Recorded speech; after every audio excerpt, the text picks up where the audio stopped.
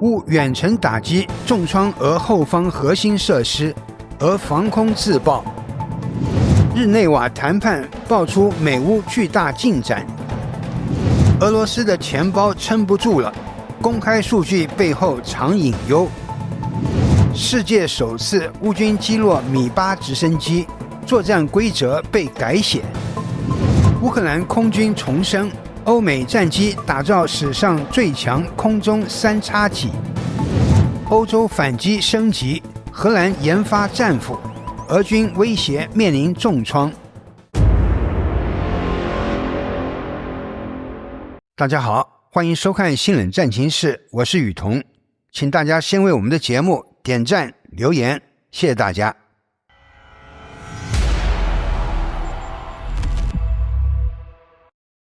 日前，俄乌战场局势持续紧张，乌克兰对俄罗斯后方的打击力度再度升级，多架乌克兰无人机摧毁了位于莫斯科州克里姆林宫以东约120公里的沙图拉火力发电厂。这座发电厂拥有高达820兆瓦的发电能力，对俄军后勤与民用供电构成重大影响。同时，乌克兰还使用了射程300公里的 ATACMS 导弹，对沃罗涅日州波戈诺沃训练场发起精确打击，摧毁了正在集结准备向乌克兰方向部署的部队。俄方虽声称进行拦截，但现场留下的碎片显示导弹弹壳完好无损，防空系统似乎未能发挥作用。随着对俄领土打击限制的解除，乌军现在能更自由地使用 ATACMS 等远程武器攻击俄罗斯后方。目前 ATACMS 的射程已覆盖沃罗涅日、布良斯克、库尔斯克和别尔哥罗德等多个深远后方地区，使俄军不得不重新部署其防空网路，将大量防空火力从前线移向身后方。这不仅削弱了俄军前线掩护能力，也为乌克兰的无人机与导弹提供了更多突破空隙。另外，在别尔哥罗德再次发生俄罗斯自家防空系统误击居民楼的事件。根据 Astra 报道，当地时间11月23日前后，别尔哥罗德防空火炮在拦截乌克兰无人机时误中杜博维地区一栋公寓楼。目击者拍摄的视频显示，大楼遭受严重破坏，黑烟在远处可见，墙壁和窗户脱落，至少3层受损，情况可能进一步恶化。目前，俄方尚未对此事作出回应，具体战损仍在核实中。近几天，乌克兰摧毁了别尔哥罗德的一座加油站，显示该地区冲突频繁。自俄乌战争爆发以来，俄军防空导弹误击自家建筑的事件并非首次，莫斯科及其他边境城市也有类似情况发生。别尔哥罗德因临近乌克兰边境，多方武装长期活动，使其成为俄乌双方炮火频繁交汇的前线地区。乌克兰战场上，在顿涅茨克地区的波克罗夫斯克，乌克兰特种部队再次展现了其精准打击能力，利用 FP2 火箭无人机对俄军目标展开了一系列摧毁性打击。特种部队的中型攻击无人机锁定并摧毁了多处敌军阵地，其中包括波克罗夫斯克市内一个曾为俄军提供战术优势的重要据点。这座建筑不仅是狙击手控制区域的高地，也是敌军人员集结地。无人机精确打击，成功摧毁该阵地和敌方人员，为乌克兰部队赢得战场主动。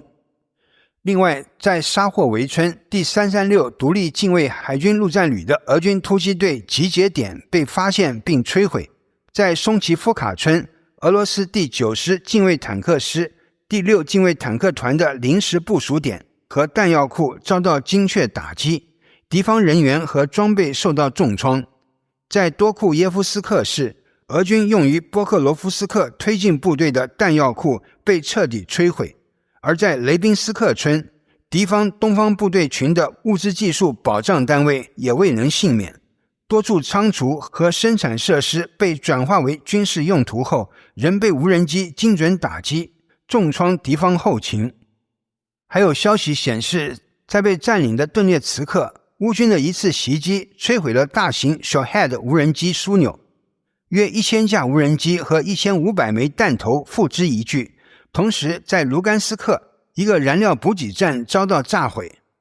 扎波罗热方向，俄军利用清晨的浓雾掩护，突破了乌军防线薄弱区域，沿着15公里前线纵深推进达8公里，攻占了乌军在沿丘尔河西岸的关键据点乌斯佩尼夫卡。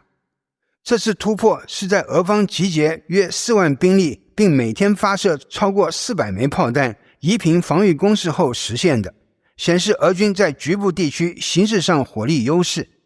然而，俄军在胡利亚伊波北部的推进仍在进行中，乌军的防御和突破行动持续对其形成牵制。值得注意的是，乌克兰联合部队近期在克里米亚对关键目标实施精准打击，使用 FP-2 无人机对俄战区的重要设施展开袭击行动。这些目标包括克拉斯诺佩列科普斯克的溴化工厂，该厂为俄罗斯军工产业提供重要支持，同时还有多处能源设施，尤其是克拉斯诺佩列科普斯克变电站。另外，克里米亚基洛夫斯克机场的2个猎户座无人机库已经被夷为平地，而霍尔列夫卡和多夫日扬斯克地区的弹药库也未能幸免于袭击。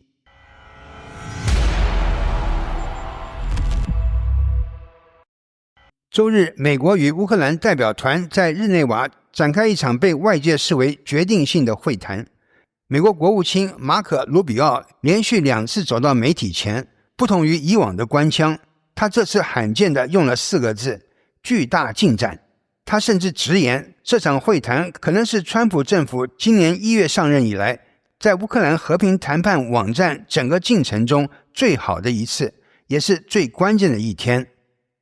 卢比奥透露，川普的28点计划目前正在逐条审议，且已整合来自各国的建议。美方团队正在房间内商讨修改，试图在各种尖锐分歧之间找到最细微但也最关键的一节交集。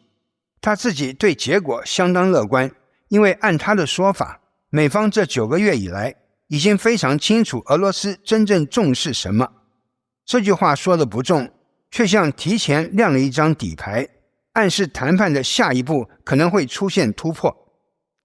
几个小时后，卢比奥再度现身，语气更直接。他说川普本人对谈判进展相当满意，还强调今天是最有成效的一天。虽然仍有细节尚待打磨，但整体进度比早上、比1周前，甚至比整个月都有明显跨越。而在最关键的安全议题上，乌克兰是否需要美国提供某种形式的安全保障？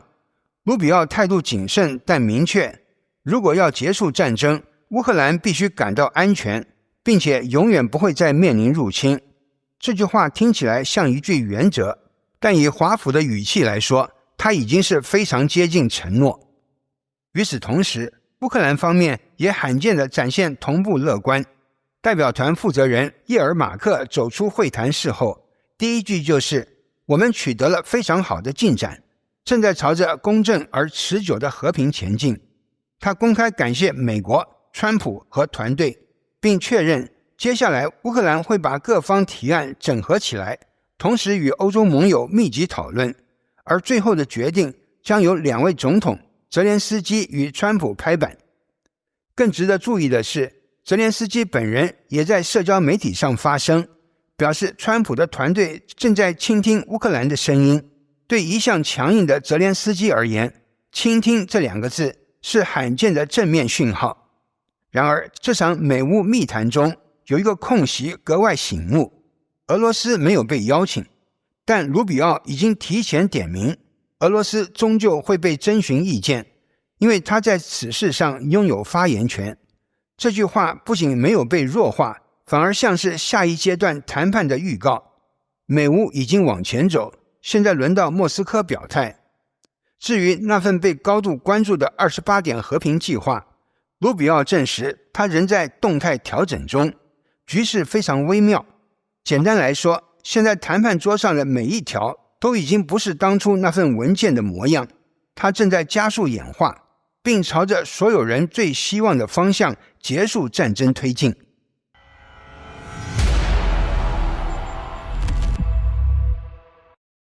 最新消息显示，俄罗斯的钱包突然变薄了，而且变薄的速度比预期快得多。路透社最新估算显示，俄罗斯11月份的石油与天然气收入比去年同期直接掉了 35%， 只剩5200亿卢布。这是什么概念呢？就像你去年这个月拿100块薪水，结果今年公司只给你65，但你家里的房租还是同一个价，孩子学费也没降，所有开支都在涨，唯一少的就是收入。俄罗斯现在就是这种被卡喉的状态。更尴尬的是，今年前11个月，俄罗斯油气收入也只有8兆卢布，比去年少了将近1/4。你以为这已经很惨了吗？还没完，财政部年初雄心勃勃地说今年能赚快11兆，后来发现油价不给面子，卢布又乱升级，只好灰头土脸地把预算砍到 8.65 兆。这种感觉就像你买股票，本来想着能赚 30%， 结果最后赔了 15%。 那为什么俄罗斯收入会突然跳水呢？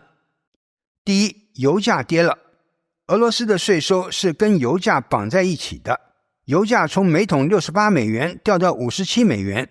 这10块钱的差距会变成几千亿卢布的黑洞。第二，卢布升值了，听起来卢布变强好像挺棒的，但问题是俄罗斯赚的是美元，最后换成卢布入账，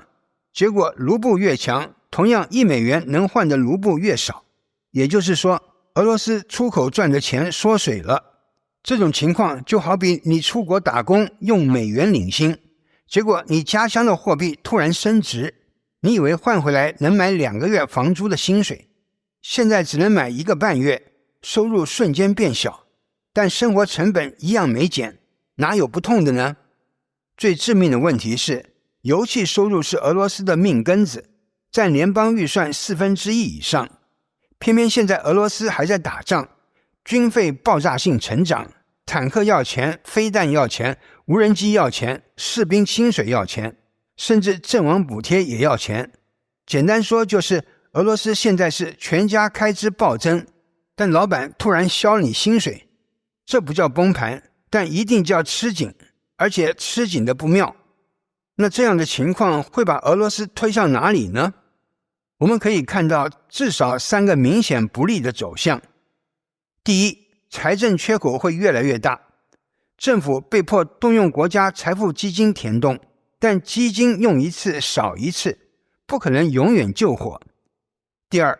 俄罗斯现在能买油的对象很有限，主要就是中国、印度、土耳其，市场小又分散，所以俄罗斯为了把油卖出去，只能打折再打折，卖的越多折扣越深，越卖越便宜，完全不利长期收入。第三，卢布政策极度两难，你让卢布贬，通膨上升，民怨爆；你让卢布升，油气收入又变少，政府更缺钱，两边都是坑，选哪边都会踩雷。接下来俄罗斯大几率会这样做：提高石油利润税，压缩地方预算，拉高国债发行量，甚至默默让卢布再弱一点。短期能撑，但长期就是慢性内耗。更大的问题是，俄罗斯的经济结构太单一，油气收入一动，整个国家就跟着剧烈震动。这不是一时的困境，而是一种结构性的脆弱。现在油价不给力，卢布不给面子，出口又被制裁框住，俄罗斯就像开着一辆油耗很高的车在高速公路上狂飙，但油箱正在漏油，还不能停车。所以路透这份数据不是单纯的经济新闻，而是一个讯号，俄罗斯财政的压力正在累积，而且会越来越难掩盖。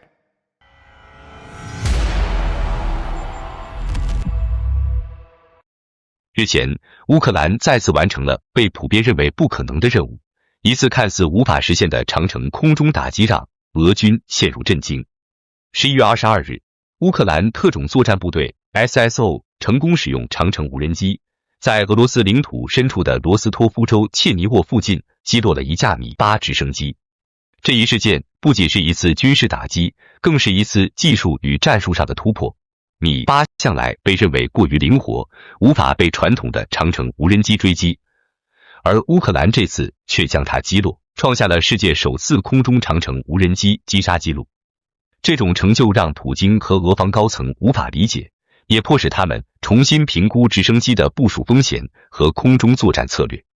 SSO 公开的影片显示，无人机从远距离追踪目标，精准俯冲，最终将直升机锁定，毫无逃脱的可能。这段短短25秒的影像直接证明了操作的精确性，并显示乌克兰在长程无人机技术上的巨大进步。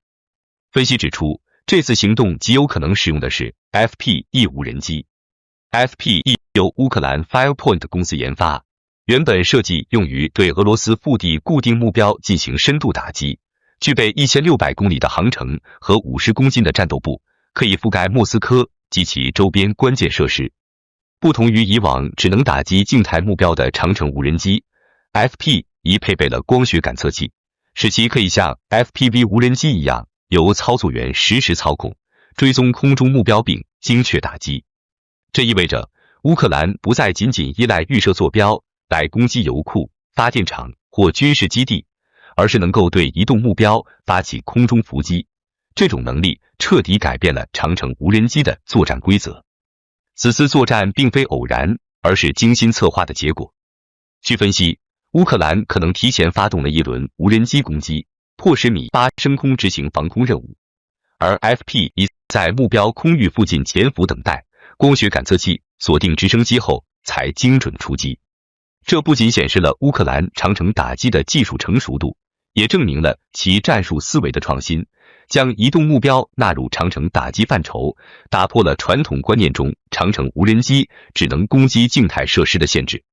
这次成功让乌克兰在战略层面上具备了新的威慑力，迫使俄军重新考虑直升机升空的风险和部署模式，也对俄方的财务造成直接打击。一架米8的价格约为600万美元，而 FPE 的成本仅为5.5万美元。这次行动的投资回报率超过100倍。这次行动标志着乌克兰长程无人机能力的新进化，从最初攻击固定设施，到能对移动目标进行精确打击，再到这次世界首例的空中伏击，每一步都展示了技术与战术的结合。对俄军而言，直升机不再是无法触及的空中力量，他们可能随时面临空中伏击，而乌克兰则通过低成本、高精度的长程无人机进一步扩展了战略优势。这次任务不仅是一次军事成就，更可能引发长程无人机作战理论的转折，使得原本不可能的空中打击成为可行甚至常规的作战选项。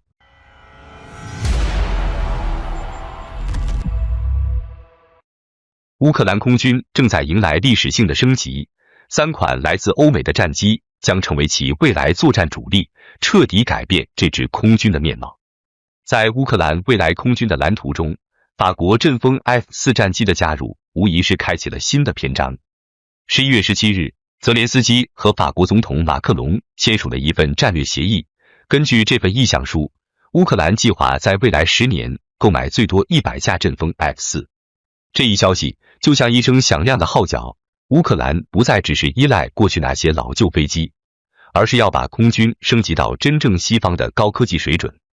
阵风 F4 是一款双引擎、高机动性的多用途战机，拥有3角翼设计，加上强大的载弹能力，14个挂点可以挂载巡航导弹、精准炸弹，甚至多种武器，非常适合执行空中优势、精打深打和战场压制等任务。一旦这批飞机交付，他们将与乌克兰现有或计划中的 F-16 战机与瑞典鹰狮1型战机一起，构成未来乌克兰空军的新3支柱。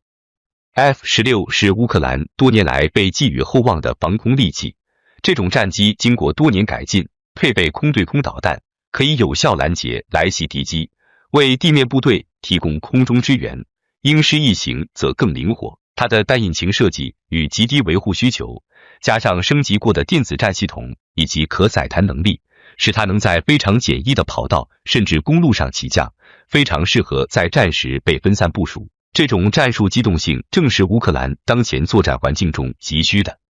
更重要的是，在这份与法国的协议中，乌克兰不仅购买飞机，还将获得先进雷达系统和8套法意联合研制的地对空导弹地面防空平台，每套防空系统都有6个发射器。这种防空网与3款战机联动后，将大幅提升乌克兰空军的制空与防御能力。从战略高度来看，泽连斯基把这笔协议称为历史性，因为这代表乌克兰正在彻底摆脱过去以苏联时代战机为主的局限，真正向西方技术靠拢，建立与北约兼容、具备长期抗战能力的现代化空军。如果这3款战机都能实现整合，阵风掌握高端打击与制空， F-16掌握空对空防御，而鹰狮提供灵活战术部署，乌克兰空军将变成一支真正多层次、全方位的作战力量。这不仅能为前线提供坚实空中支援，也将把目光投向未来。长期抗衡、长期战斗不只是保命，而是拥有主动权。不过，这桩大买卖也有其挑战，首先是资金。这样规模的军购不是小数目，有分析指出，资金可能来自冻结俄罗斯资产、欧盟支援或其他渠道。其次是时间，即使协议签了，也不代表飞机马上降落在基辅。训练飞行员、建设维修体系、打通后勤都需要时间。最后是战略整合与运用，新战机到来后，怎么部署，怎么与防空系统协同作战，怎么在战场上形成实际威慑，这些都是乌克兰面对的新课题。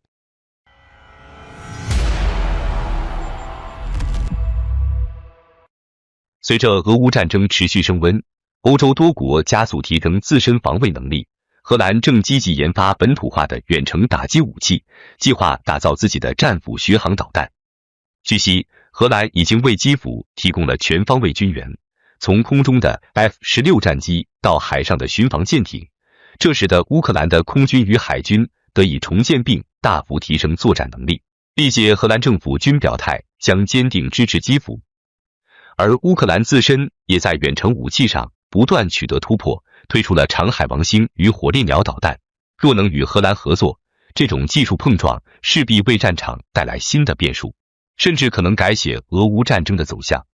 近期，荷兰沃尔克尔空军基地上空曾出现多架无人机，地面部队迅速开火准备击落，但无人机最终逃离现场，未被捕获。荷兰指责这是来自莫斯科的威胁，也凸显了他们急需乌克兰在反制技术上的经验与支援。